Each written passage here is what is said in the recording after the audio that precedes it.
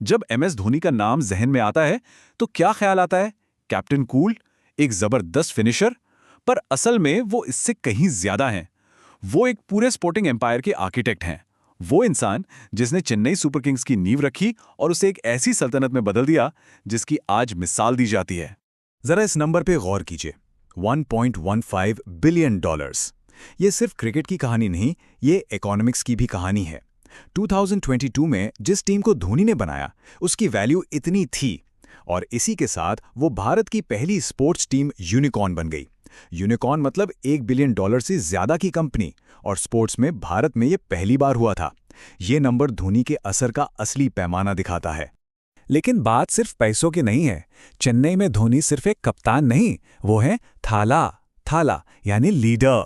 ये सिर्फ एक निकनेम नहीं है, ये धोनी और उनके फैंस के बीच के उस गहरे रिश्ते को दिखाता है।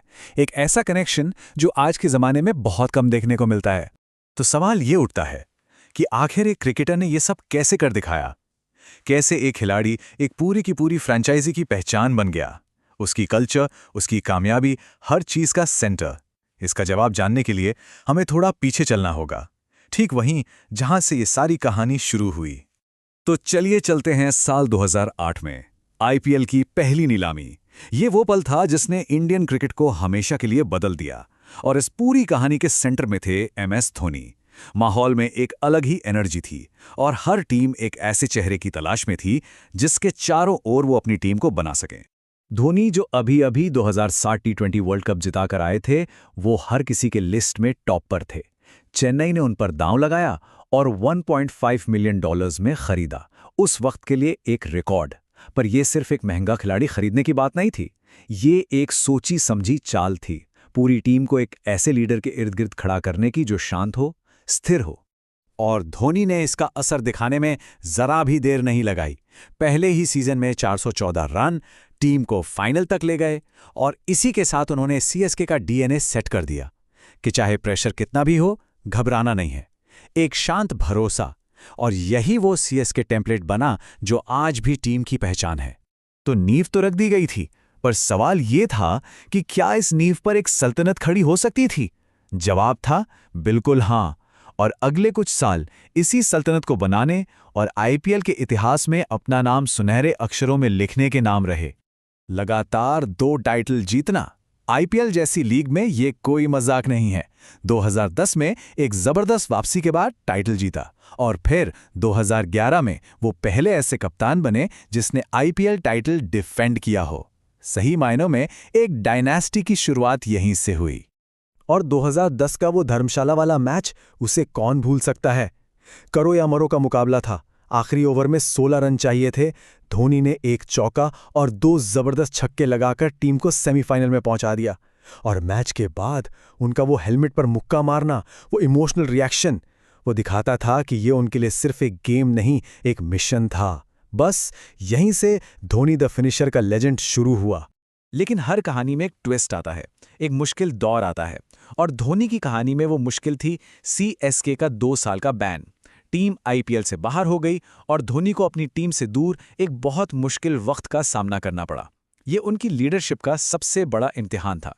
ये 2 साल एक तरह से कॉन्ट्रास्ट दिखाते हैं। देखिए, सीएसके में वो अनडिस्प्यूटेड लीडर थे, आइकॉन थे, पर राइजिंग पुणे सुपर जायंट में वो बस एक प्लेयर थे। यहां तक कि 2017 में उन्हें कप्तानी से भी हटा दिया गया। सोचिए, धोनी जैसे बड़े खिलाड़ी के लिए ये कितना बड़ा झटका रहा होगा। इस दौर ने यह साफ कर दिया कि सीएसके में धोनी की लीडरशिप कितनी जरूरी थी। और फिर हुई जबरदस्त वापसी। ये जो आंकड़े हैं ना, ये खुद पूरी कहानी बयां करते हैं। 2017 में पुणे के लिए खेलते हुए उनका स्ट्राइक रेट था 116, जो उनके करियर का सबसे कम था। और 2018 में सीएसके में लौटते ही ये सीधा 150.66 पर पहुंच गया। ये सिर्फ फॉर्म में वापसी नहीं थी, ये एक ऐलान था कि किंग इज बैक। 2018 का वो कमबैक आईपीएल हिस्ट्री के सबसे इमोशनल मोमेंट्स में से एक है। उनकी टीम का मजाक उड़ाया गया, डैड्स आर्मी कहा गया, क्योंकि ज्यादातर खिलाड़ी उम्र में बड़े थे। पर धोनी ने सबकी बोलती बंद कर दी। उन्होंने उस टीम को एक अविश्वसनीय तीसरा टाइटल जितला दिया। ये इस बात का सबसे बड़ा सबूत है कि लीडरशिप की कोई उम्र नहीं होती। इस जीत के बाद धोनी का रोल भी थोड़ा बदला।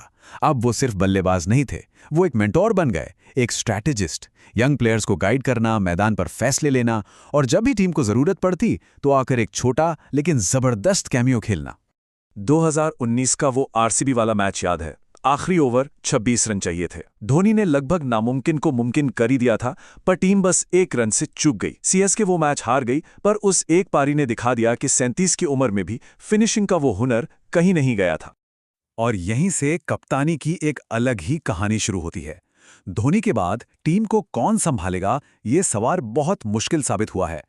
2022 में जडेजा को कैप्टन बनाया, पर वो एक्सपेरिमेंट चला नहीं। 2024 में ऋतुराज को कमान सौंपी गई, जो काफी स्मूथ था। लेकिन 2025 में जैसे ही गायकवाड़ चोटिल हुए, टीम को संभालने के लिए फिर से धोनी को ही आना पड़ा।